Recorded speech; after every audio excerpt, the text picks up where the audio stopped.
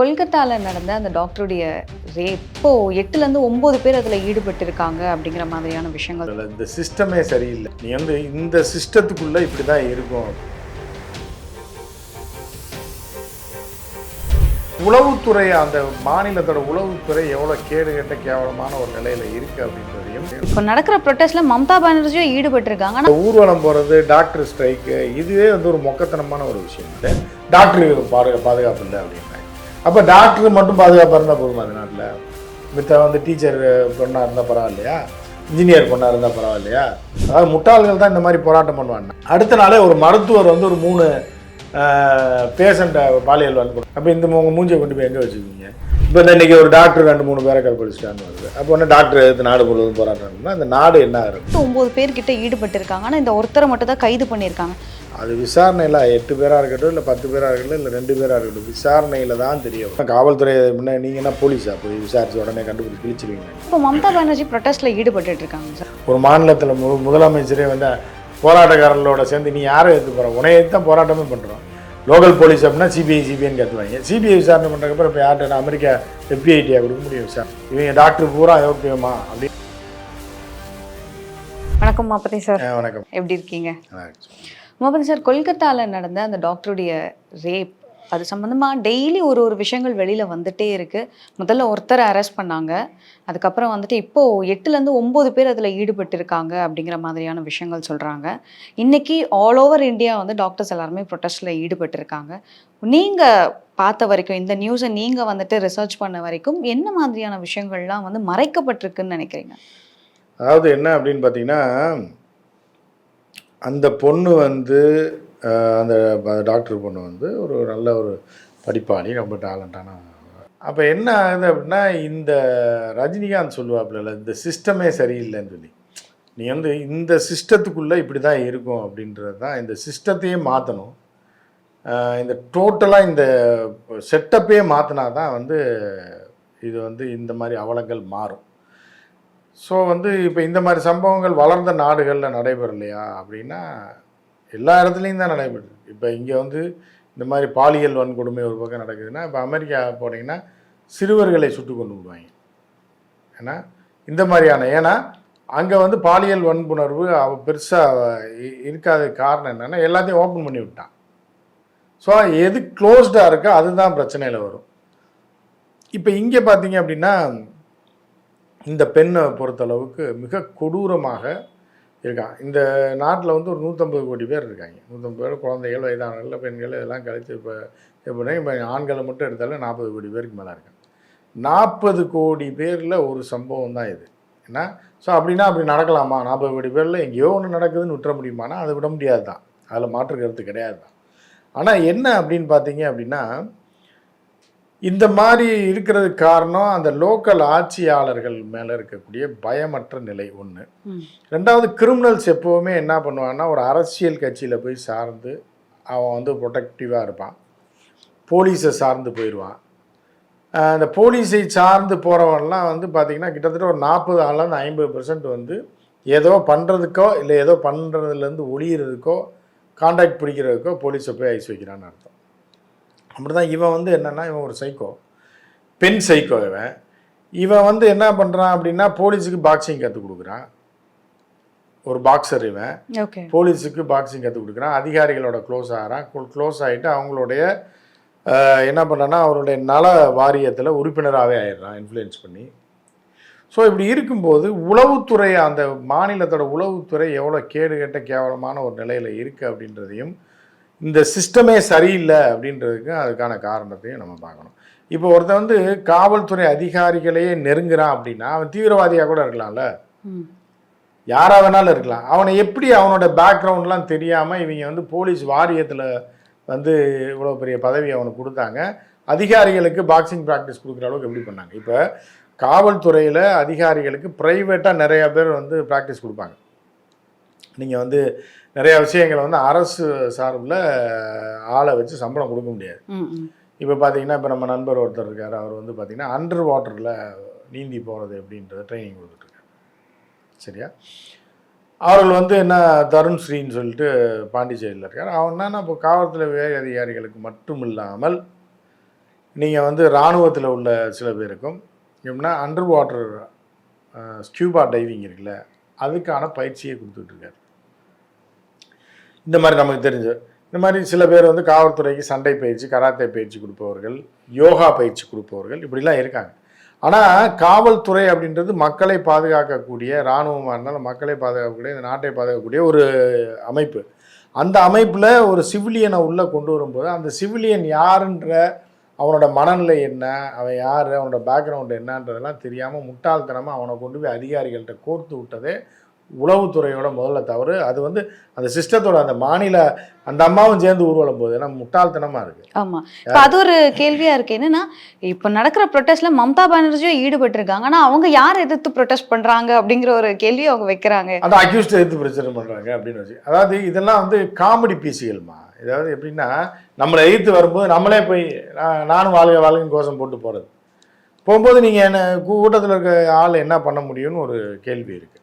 So இதில் இன்னொரு விஷயம் என்னென்னா, இந்த ஊர்வலம் போகிறது, டாக்டர் ஸ்ட்ரைக்கு, இதுவே வந்து ஒரு மொக்கத்தனமான ஒரு விஷயந்தான். அந்த செமினார் ஹாலில் வந்து அந்த பெண் வந்து போய் தூங்கியிருக்காங்க, சரியா? அப்போ வந்து இதை ஃபாலோ பண்ணிகிட்டே வந்திருக்காங்க. வந்துட்டு இதை வந்து வேறு மாதிரியாக டீல் பண்ணி விட்டாங்க.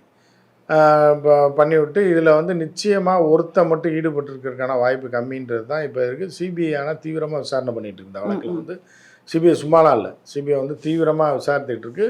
லோக்கல் ஸ்டேட் போலீஸே கூட தீவிரமாக விசாரணை பண்ணி அவனை இம்மிடியேட்டாக பிடிச்சிட்டாங்க. ஒரு 4-5 ஹவர்ஸில் அவனை ட்ரேஸ் அவுட் பண்ணி ஆளை தூக்கிட்டாங்க. அவன்கிட்ட விசாரணை பண்ணிகிட்டு இருக்கும்போதே அவனை வந்து சிபிஐ டேக் ஓவர் பண்ணுது. அன்றைக்கே சிபிஐ டேக் ஓவர் பண்ணுது. சிபிஐயும் தீவிர விசாரணை பண்ணிகிட்டு இருக்காங்க. அங்கே உள்ள மருத்துவமனையில் டாக்டர்கள்ட்டையும் பண்ணிகிட்டு இருக்காங்க. இப்போ இவங்க பண்ணுற போராட்டம் யாரை எதிர்த்து போராட்டம் பண்ணுறாங்க, எதுக்காக நாடு முழுவதும் ஒரு போராட்டம்? ஒரு பெண் வந்து பாலியல் வன்முறை கூடப்பட்டான்றது கண்டிக்கத்தக்கது, உடனடியாக நடவடிக்கை எடுக்க வேண்டியது. ஆளை பிடிக்கலை, இல்லை ஆளை தேடிக்கிட்டு இருக்காங்கன்னு போலீஸ் சொன்னால் நீ போராட்டம் பண்ணலாம். ஏன்னா ஆளை பிடிச்சிட்டாங்க. ஒரு சிபிஐன்ற ஒரு நம்பகத்தன்மையான இன்னும் கொஞ்சம் நம்பிக்கை சிபிஐ மேலே இருக்குது.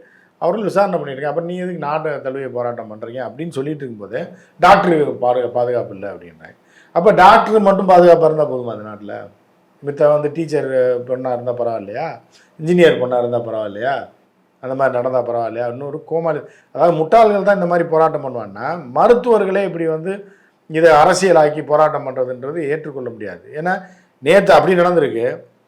அடுத்த நாளே ஒரு மருத்துவர் வந்து ஒரு 3 பேஷண்ட்டை பாலியல் வன்கொடுமை பண்ணியிருக்காங்க. அப்போ இந்த உங்கள் மூஞ்சியை கொண்டு போய் எங்கே வச்சுக்குவீங்க? ஸோ இது வந்து மருத்துவர் இல்லையா, அந்த பெண் மருத்துவர் இல்லையா, போராட்டம் பண்ணுறவர்கள் மருத்துவர்களா இல்லையான்றது பிரச்சனை கிடையாது. அதாவது என்னென்னா, கொடூர மனம் படைத்த சைக்கோக்கள் வந்து இந்த சமூகத்தில் நிறைந்து இருக்கான்.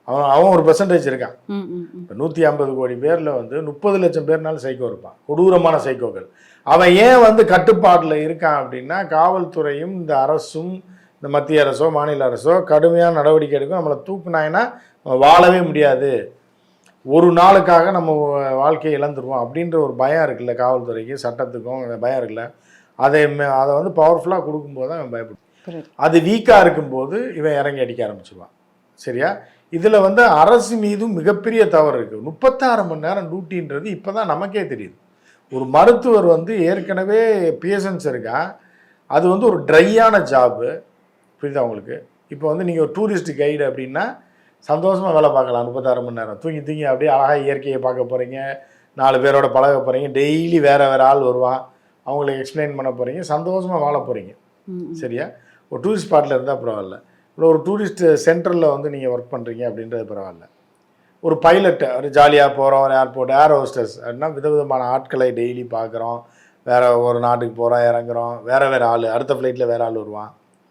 இப்படி வந்து ஒரு டிஃப்ரெண்ட்டான அட்மாஸ்ஃபியர்ன்றது டியூட்டியை வந்து கூட நேரம் பார்த்துடலாம், ஒரு ரசித்து பார்த்துடலாம். இப்போ சினிமா தொடர்பான விஷயங்கள் இதெல்லாம் கண்டினியூஸாக ஷூட்டிங் போகும் டே அண்ட் நைட்டாக, இது வேறு. ஆனால் மருத்துவ தொழில்ன்றது வந்து வேறு. அவர்கள் வந்து ஒவ்வொரு நிமிடமும் கண் இமைக்காமல் பார்த்தா கூட இந்த பேஷண்ட் என்னான்னா அடுத்த செகண்ட் எப்படி இருக்கான், ஒரு மணி நேரத்தில் எப்படி இருப்பான், கண்கொத்தி பாம்பாக பார்த்துக்கிட்டு இருக்கக்கூடிய டியூட்டி ஒன்று. ரெண்டாவது ஒரு ட்ரையான டியூட்டி. எல்லாரும் வந்து மனிதர்களாக பிறந்த எல்லாருமே சாக போகிறவன், செத்தவன், திடீர்னு இப்போ நல்லா இருந்தவனை கொண்டாந்து மோசமான நிலைமை அட்மிட் பண்ணுவேன். இப்படி வந்து ஒரு நெகட்டிவிட்டி ஒரு விஷயத்துக்குள்ளே இருக்கக்கூடிய மருத்துவர்கள் ஒரு தியாகம் பண்ணி வேலை பார்க்குறவங்கள போய் 36 மணி நேரம் கொடுமை ஒரு அரசு படுத்துது அப்படின்னா அதே மிகப்பெரிய கொடுமை. அது இந்த வன்கொடுமையை விட அது பல ஆயிரம் டாக்டர்கள் அந்த மாதிரி கஷ்டப்பட்டுட்டு இருக்காத முதல்ல அதை களையிறதுக்கு போராட்டம் பண்ணாமல் இவ்வளோ நாள். இது பாலியல் வன்கொடுமைன்றது கொடூரமாக இருந்தால் கூட இதை விட கொடூரத்தை நீங்கள் தினமும் தோறும் அனுபவிச்சுட்டீங்களே, அதை எடுத்து போராட்டினா பரவாயில்ல. இதை எடுத்து யாரை எடுத்து நீங்கள் போராட போகிறீங்க? இப்போ இன்றைக்கி ஒரு டாக்டர் 2-3 பேரை கற்பழிச்சிட்டான்னு வருது. அப்போ ஒன்று டாக்டர் எடுத்து நாடு முழுவதும் போராட்டம்னா அந்த நாடு என்ன ஆகுறது? எப்படி அரசாட்சி நடத்துறது? நீங்கள் அரசியல் அமைப்பை மாற்றுவதற்கும் அதாவது இந்த செட்டப்பே இந்த அடிப்படையில் இருக்கக்கூடிய இப்போ எல்லா டுபாக்கூர் வேலைகளையும் மாற்றணும், கொஞ்சம் கொஞ்சமாக மாற்றினா தான் இந்த நாடு இது பண்ணுமே தவிர, நீங்கள் போராட்டம் பண்ணுறதுனாலையோ அகில இந்திய மருத்துவ சம்மேளனம் போராட்டம் பண்ணால் இதை பார்த்து 5 நடிங்க அடுத்த டைம் நடக்காமல் இருக்குமா? அடுத்த டைம் நடக்காமல் இருக்கிறதுக்கு என்ன வழியோ அதுக்கான ஆக்கப்பூர்வமான வேலையில் மருத்துவர்கள் ஈடுபடணுமே தவிர, முட்டாள்கள் படிப்பறிவில் தான் இந்த நாடு முழுவதும் போராட்டம் அதை போராட்டம் பண்ணிகிட்டு இருக்க நேரத்தில் நீங்களே இதை பண்ணுறதுன்றது ஒரு தவறான முன்னுதாரணம். இதுல இன்னொரு கேள்வி என்னன்னா சார், இப்போ இவங்க எல்லாரும் சொல்ற மாதிரி இதுல 8-9 பேர் கிட்ட ஈடுபட்டு இருக்காங்க. ஆனா இந்த ஒருத்தரை மட்டும் தான் கைது பண்ணிருக்காங்க. இல்ல 8-9 பேர் ஈடுபட்டிருக்கான்னு எப்படிமா? அதாவது அங்க உள்ள இப்ப பிராக்டிக்கல் எவிடன்ஸை வச்சு பார்க்கும்போது ஒருத்தர் இதை பண்ணியிருக்க முடியாது அப்படின்னு இருக்கு. ஒரு 2 பேரா இருக்கலாம், இல்லை 3 பேரா இருக்கலாம். இதெல்லாம் நம்ம கற்பனையில சொல்ல முடியாது, விசாரணையில தான் தெரிய வரும். புரியுதா உங்களுக்கு? அவருடைய விந்து வந்து இவ்வளோ ஒருத்தர் 150 கிராம்னு போடுறோம், 150 மில்லின்னா என்ன அளவு தெரியுமா? அது கூட முட்டா பசங்க தெரியாமல் போட்டுட்ருக்காங்க. 15 மில்லிக்கு 350 மில்லின்னு போட்டுட்ருக்காங்க. என்னத்தை இஷ்டத்துக்கு போட்டுட்ருக்காங்க. இதில் இன்னொரு விஷயம் என்ன அப்படின்னா, எல்லாரும் எப்படி ஒரே ஆளே அந்த பொண்ணை கொண்டிருக்க முடியும்னா, இன்னொரு இதுவும் இருக்குது. அவன் வந்து ஒரு பாக்ஸர். ஒரு பாக்ஸராக இருக்கவன் நிச்சயமாக வந்து ஒரு ஆணை வேணால் கொள்றதுக்கு கஷ்டமாக இருக்குமே தவிர, ஒரு பெண்ணை வந்து ஒரு பாக்ஸர்னால் அடித்து இது பண்ணுறதுக்கு ஒரு பெரிய கஷ்டமாக இருக்காதுன்ற மாதிரியான ஒரு சூழல் இருக்குது. அதுக்காக நம்ம 8 பேர் 9 பேர் 10 பேர்னு இவங்களா கதையை அளந்தாங்கன்னா அது விசாரணையில் 8 பேராக இருக்கட்டும், இல்லை 10 பேராக இருக்கட்டும், இல்லை 2 பேராக இருக்கட்டும், விசாரணையில் தான் தெரிய வரும். இன்னும் காவல்துறை முன்னே நீங்கள் என்ன போலீஸாக போய் விசாரித்து உடனே கண்டுபிடிச்சி கிழிச்சிருவீங்களா? நீங்கள் உங்கள் மேலேயே சந்தேகம் இருக்குன்றான், விசாரிச்சுட்டு இருக்கேன். டியூட்டி டாக்டரை பூரா கூப்பிட்டு விசாரி 8 பேர் மேலே 8 பேருக்கு அந்த மாதிரி பண்ணாங்கன்னு சொல்லலை, அது தவறான தகவல். 8 பேர் விசாரணை வளையத்துக்குள் கொண்டு வரப்பட்டு நேற்று மீண்டும் 4-5 மருத்துவர்களை டியூட்டியில் யார் இருந்தான்றங்கள யார் இந்த தகவலை சொன்னாங்க, யார் முதல்ல தகவல் கிடைச்சது, யார் போய் முதல்ல பார்த்தாங்க, யாருக்கு முதல்ல ஃபோன் பண்ணாங்கன்ற அந்த ஆட்கள் இருக்காங்களா, அவங்ககிட்ட விசாரணை பண்ணிகிட்டு இருக்காங்க. அப்படி தான் சொல்லணும். அவங்கெல்லாம் குற்றவாளின்னு நம்ம சொல்ல முடியாது. சிபிஐ விசாரணையின் முடிவில் தான் அது என்ன ஏதுன்னு தெரியுமே தவிர, ஆளாளுக்கு ஒரு கதை விட்டாங்கன்னா அது வந்து நம்ம உண்மைன்னு சொல்ல முடியாது.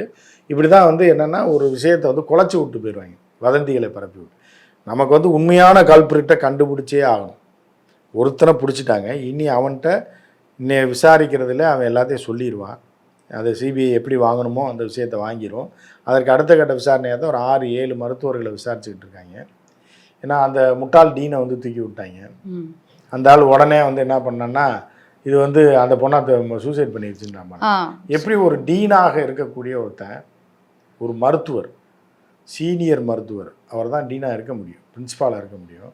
அப்படிப்பட்ட ஒரு அறிவிலியை வந்து எப்படி போட்டாங்கன்னு தெரில. 2வது மம்தா பானர்ஜி அந்த ஆளாக ரிசைன் பண்ணிட்டு போகிறான், நான் செஞ்சது தப்புன்னு சொல்லி, பொய் சொல்லிட்டேன், அதாவது தெரியாமல் சொல்லிட்டேன் அப்படின்னு சொல்லி அந்த ஆளை தூக்கி இன்னொரு இடத்துல டீனா போடுது. அப்படின்னா டீனாவும் போட்டுட்டு இந்த அம்மாவும் சேர்ந்து இதில் வருது, இங்கே ஊர்வலத்தில் வருது. இதில் இன்னொரு கும்பல் என்ன பண்ணுறான்னா, மம்தா பானர்ஜி ஆட்சியை கலைக்கிறதுக்கு இந்த ஒரு சம்பவத்தை வச்சு உள்ளே பூந்து உலட்டுறான்.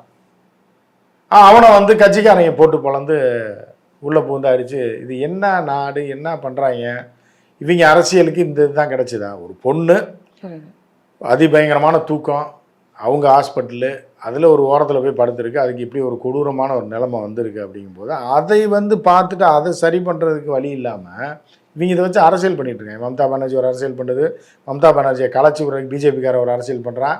உடனே அவங்க இறங்கி அடின்னு அடிக்கிறாங்க டாக்டர்கள் உள்குத்து பண்ணியிருக்கான், அதை விசாரணை பண்ணிருக்காங்க.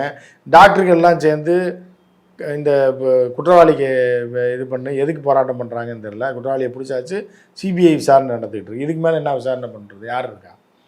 லோக்கல் போலீஸ் அப்படின்னா சிபிஐன்னு கற்றுவாங்க. சிபிஐ விசாரணை பண்ணுறதுக்கப்புறம் இப்போ யார்கிட்ட அமெரிக்கா FBI கொடுக்க முடியும் விசாரணைக்கு? ஆனால் இப்போ மம்தா பானர்ஜி ப்ரொட்டஸ்ட்டில் ஈடுபட்டு இருக்காங்க சார், அவங்களுமே வந்து கலந்துக்கிறாங்க ரேலியிலன்னு. ஆனால் இன்னொரு பக்கம் இந்த மாதிரி ரேப் எல்லாம் நடக்கிறதுக்கு காரணமே வந்து ஆண்களும் பெண்களும் ரொம்ப சகஜமாக பேசிக்கிறதா, ரொம்ப ஃப்ரீயாக பேசிக்கிறதா இதுக்கெல்லாம் காரணம்னு சொல்கிறாங்க. இது எப்படி பார்க்குறீங்க? ஒவ்வொருத்தன் இந்த மாதிரி அவன் தெரிஞ்ச கதையை கேட்டுருவான்.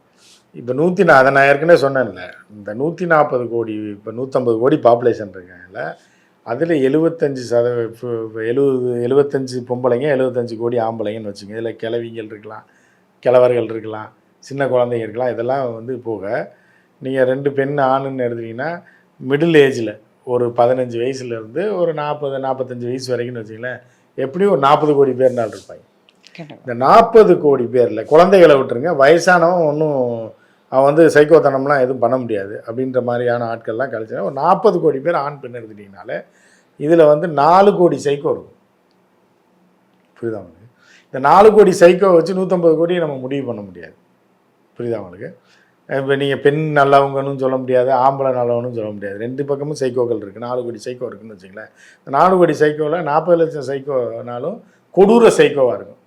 கொலை, இந்த மாதிரி கற்பழிப்பு, இந்த மாதிரி இதில் ஈடுபடுற சைக்கோவாக இருக்கும். அதே மாதிரி அதில் ஒரு ரொம்ப கம்மியாக வச்சுன்னா 0.001% 4 லட்சம் பேர் வச்சுங்க நாடு முழுவதும் இது மாதிரி கொடூரன்கள் இருப்பாங்க. இதை நீங்கள் தவிர்க்கவே முடியாது. இது ஆணும் பெண்ணும் பேசுகிறதுனாலையும் வராது. இப்போ அந்த பிள்ளை என்ன போய் பேசிக்கிட்டா உட்காந்துருந்தது கற்பழிச்சிட்டாங்களா அப்படி ஒன்று. அது தூக்கம் வந்திருக்குன்னு பாவம் கடுமையாக 36 மணி நேரம் வேலை பார்த்துட்டு அப்போ தான் 2 வேளை 3 வேளைக்கு ஒரு வேளை தான் சாப்பிட்ருக்காப்புல. சாப்பிட்டுட்டு போய் ஓரத்தில் படுத்த பொண்ணை இப்படி பண்ணிவிட்டு நீங்கள் பொண்ணு ஆணும் பேசுனதுனால சைக்கோக்கள் எல்லா இடத்துலேருந்து தான் இருப்பான். சைக்கோ இஸ் ஆல்வேஸ் சைக்கோமா. அது வந்து என்னென்னா நீ அவனை வந்து கட்டுப்படுத்தி அந்த சட்டம் இல்லை எதுக்கோ ஒன்றுக்கு அவன் கட்டுப்பட்டு இருக்கிற வரைக்கும் தான் இருக்குது. இவன் ஏற்கனவே 3 பொண்டாட்டி கட்டியிருக்கான். இவனை எப்படி போய் பாக்ஸராக வந்து போலீஸில் வந்து பாக்ஸராக வச்சாங்கன்றது அதான் நான் ஆரம்பத்தில் சொன்ன மாதிரி உளவுத்துறையோட கேடுகட்ட கேவலமான ஒரு உளவுத்துறையோட செயல்பாடு தான். ஒருத்தன் வந்திருக்கான் அதிகாரிகளுக்கு ஐஜி ரேங்கில் டிஎஸ்பி ரேங்குக்கு மேலே அவருக்கு அதிகாரிகளுக்கு பாக்ஸிங் சொல்லி கொடுக்குறான்னா அவன் யாரா இவன் அப்படின்னு ஒரு பேசிக் இப்போ நீங்கள் இஸ்ரோலெல்லாம் சேரணுன்னா இந்திய அரசு விசாரிக்கும். இப்போ என்ன பண்ணுறாங்கன்னு தெரில. என்னென்னா இஸ்ரோலையோ இல்லை வந்து நாசாவில் இஸ்ரோலையோ இல்லை வேறு இராணுவத்தில் முக்கிய பதவியில் நீங்கள் போகிறீங்க, அதே மாதிரி உளவு பிரிவில் முக்கிய பதவி போகிறீங்கன்னா நீங்கள் படித்து முடித்து மார்க் எடுத்தாலும் உங்களுடைய பேரண்ட்ஸ் யார் அப்படின்னு சொல்லி மாநில உளவுத்துறையும் ஐபியும் விசாரிக்கும். உங்களுக்கு தெரியாது அது யார், இந்த பையன் எப்படி பையன்னு சொல்லி அந்த ஏரியாவில் விசாரிப்பாங்க. இவங்க அப்பா யாருன்னு விசாரிப்பாங்க. இவர் எதாவது அரசியல் கட்சியோட தொடர்பு இருக்கா, எதை இயக்கங்களோட தொடர்பு இருக்கான்னு பார்ப்பாங்க. அவங்க தாத்தா வரைக்கும் போய் விசாரிப்பாங்க. குடும்ப பாரம்பரியத்தை விசாரிச்சுட்டு அந்த குடும்பம் ஒரு இதான குடும்பம், எந்த பிரச்சனையும் இல்லை, எந்த அரசியல் தொடர்பு இல்லை, எந்த தீவிரவாத தொடர்பு இல்லை, எல்லாம் தெரிஞ்சால் மட்டும்தான் நீங்கள் இஸ்ரோலேயே உங்களை ஒரு சாதாரண போஸ்ட்டில் சேர்த்தாலே இதெல்லாம் தெரிஞ்சாதான் சேர்ப்பாங்க. உங்கள் பின்னணி தெரியாமல் ஐபியும் ஐஎஸும் விசாரிக்காமல் யாரையுமே வேலையில் சேர்த்துட மாட்டாங்க. அப்போ போலீஸுக்கே பயிற்சி கொடுக்குறவர் தான் அசால்ட்டாக 3 பொண்டாட்டின்றாங்களே, யாரா அவன், இந்த நாய் யார் அப்படிங்கும்போது ஒருத்தன் வந்து 40 வயசு கூட ஆகலை, அவனுக்குள்ளே 3 பொண்டாட்டி கட்டிட்டான் அப்படின்னா இப்போ இவன் வந்து சராசரி மனநிலையில் உள்ளதான் கிடையாது அப்படின்றது தெரிஞ்சு போயிடும்.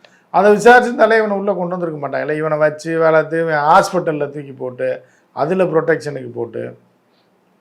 அது மட்டும் இல்லாமல் இதுக்கு முன்னாடியே வந்துட்டு அவர் மேலே நிறைய கேசஸ் இருந்தது. லைக் ஹாஸ்பிட்டலுக்கு வர இந்த ஆண் துணை இல்லாமல் வரக்கூடிய பெண்கள் கிட்ட வந்து இவர் ரொம்ப தவறாக நடந்துக்கிட்டதாகவும் அந்த மாதிரியான கேசஸ் ஆல்ரெடி இருக்கும்போது ஏன் அவர் மேலே இதுக்கு முன்னாடியே நடவடிக்கை எடுக்கல? அதுதான் அவங்க வந்து போலீஸோட போய் ஜாயின் பண்ணிக்கிறது, டாக்டரோட க்ளோஸ் ஆகிடுறது, உள்ளேயே புழங்கினோடனே சரி நம்மளால் தான் எதாவது தெரியாமல் செஞ்சுட்டான்றான், இல்லை அப்படிலாம் இவன் பண்ணலன்றானே அப்படின்னு வரக்கூடிய அந்த ஆண் துணையெல்லாம் பண்ண அடுத்த கட்டத்துக்கு போக முடியாத ஆட்களாக இருப்பாங்க. சரிம்மா விடுமா போமா இது பண்ணிக்கிட்டு இருக்கிறாங்க, கண்டிச்சு வைக்கிறோமா போமான்னு தத்தி விட்டுருவேன், அது பாட்டுக்கு போயிடும். ஸோ இப்படி இருக்கிறதுனால சில நேரத்தில் ப்ராக்டிக்கலாக நடவடிக்கை எடுக்க முடியும். இவனெல்லாம் வந்து காவல்துறை பிடிச்சி அப்பயே இவனை இது பண்ணி விட்டுருக்கணும். அதை விட்டு ஒரு ஹாஸ்பிட்டலில் வந்து சேர்த்து வச்சு இவனை வந்து போட்டு வச்சுருக்காங்க. அப்படிங்கும்போது அது நிர்வாக சீர்கேடு தான். அதான் நான் சொல்கிறேன்ல, சிஸ்டம் சரியில்லை அப்படின்றது. சரியா? சரியில்லாதோடைய அடிப்படை விளைவு தான் அப்பப்போ ஒன்று ஒன்றா வரும். இந்த மாதிரி சம்பவங்கள் இந்த நாட்டில் இன்னும் பல பேர் இந்த மாதிரி இருக்கான்.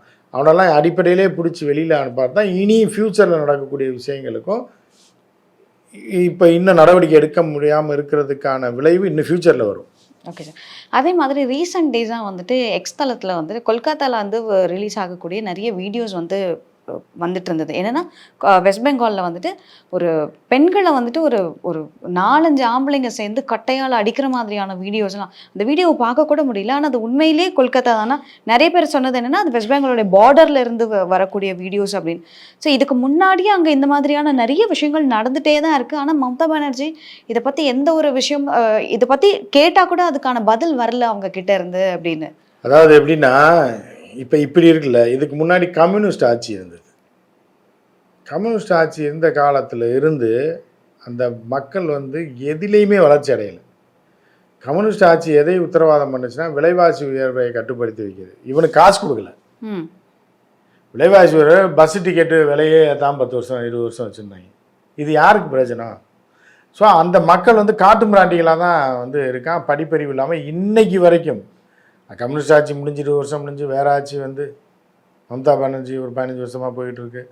இப்படி இருந்துச்சு, பிஜேபிக்காரன் உள்ளே போயிட்டான். அப்படி போயினா கூட அந்த மாநிலம் வந்து ஒரு உருப்படாத மாநிலமாக போனதுக்கு காரணம் என்னென்னா பங்களாதேஷில் இருக்கக்கூடிய ஆட்கள் ஊடுருவி உள்ளே வருது.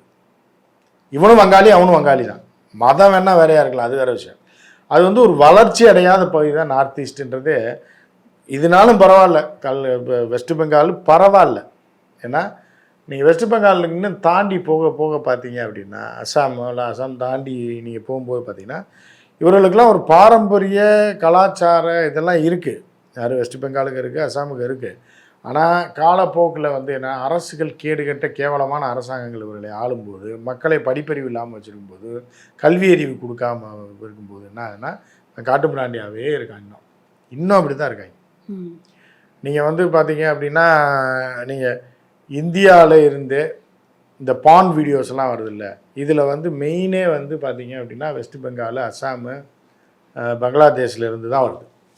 இதுதான் ஒரு புள்ளி விவரம் சொல்லு, அங்கே தான் எடுக்கப்படுது. அப்போ இது வந்து அதை வச்சே நீங்கள் வந்து சொல்லிடலாம் இந்த இது எவ்வளோ வளர்ச்சி அடையாத ஒரு கேவலமான ஒரு மாநிலங்களாக இதெல்லாம் இருந்துக்கிட்டு இருக்குது அப்படின்றது.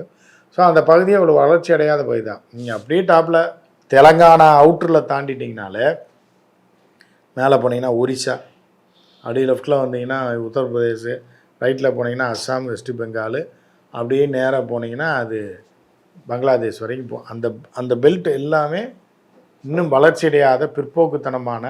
இப்போ பங்களாதேஷில் பாருங்கள், எவனோ கைக்கூலி எவனோ இது பண்ணி தூண்டி விட்டு அவன் நாட்டு ஆளை அவனே அடித்து துரத்திடுறான். அவனுக்கு சுதந்திரம் வாங்கி கொடுத்த தேச தந்தையாக போற்றப்பட்ட முஜிபுர் ரஹ்மான் சிலையை போட்டு உடைக்கிறாங்க. அப்படின்னா எந்த அளவுக்கு முட்டாளாக இருக்காங்கன்றது அந்த பகுதி மக்கள் பார்த்தா தெரியும். அதுக்கு வந்து மருத்துவர்களும் விதிவிலக்கு இல்லைன்ற மாதிரியான ஆயிடுச்சு. இப்போ நடக்கக்கூடிய போராட்டங்கள், எதிர் போராட்டங்கள், ஒரு மாநிலத்தில் முதலமைச்சரே வந்து போராட்டக்காரர்களோட சேர்ந்து நீ யாரை எடுத்து போகிற, உனையை தான் போராட்டமே பண்ணுறோம், நீங்களும் வந்து கலந்துட்டு எதிர்த்தாப்பில் கற்றுனீங்கன்னா நீங்கள் இதை எப்படி டீல் பண்ணுறதுன்னு அந்த போராட்டக்காரர்களுக்கு தெரியாத ஒரு சூழ்நிலை இருக்குது. இந்த போராட்டமும் தேவையற்றது தான்.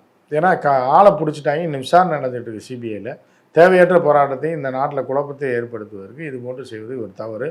எவனுமே இந்த நாட்டில் எல்லா டாக்டரும் இல்லை, எல்லா இன்ஜினியரும் இல்லை, எல்லா இப்போ சயின்டிஸ்ட்டு எவனாக இருந்தாலும் யோக்கியன்றது வந்து இவங்க டாக்டர் பூரா யோக்கியமா அப்படின்னு சொல்ல முடியாது, இன்ஜினியர் பூரா யோக்கியன்னு சொல்ல முடியாது, அப்படி சொல்ல முடியாது. திருடர்கள், மொல்லமாரிகள், முடிச்சவைக்கிகள், இந்த மாதிரி சைக்கோக்கள் இது எல்லாத்துலேயுமே இருக்கான். பர்சன்டேஜ் வேணால் கம்மியாக இருக்கும். டாக்டரில் 10,000 ஒருத்தர் இருப்பான், என்ஜினியரில் 5,000 2 பேர் இருப்பான். இப்படி ஒவ்வொருத்தில் ஒவ்வொரு பர்சன்டேஜ் இருக்கும். படிப்பறிவு இல்லாமல் 5,000 பேர் இருப்பான். ஸோ இது எதையுமே சொல்ல முடியாது. இதில் நீங்கள் சொல்கிற மாதிரி இதுக்கான ஒரு சிபிஐ விசாரணை வெளியில் வந்தால் மட்டும்தான் வந்துட்டு இதுக்கான தீர்வு கிடைக்கும் அப்படின்னு. அது வரைக்கும் போராட்டங்கள் ஒரு பக்கம், மம்தா பானர்ஜி அவங்களும் ஒரு பக்கம், ஆளாலும் மாற்றி போராட்டம் பண்ண வேண்டியதான், எவனுக்கு எந்த பிரயோஜனமும் கிடையாது. இன்னைக்கு நேர்காணலில் கலந்துக்கிட்டு நிறைய விஷயங்களை பார்க்குறதுக்கிட்டீங்க. ரொம்ப நன்றி மாப்தி. கண்டிப்பாக.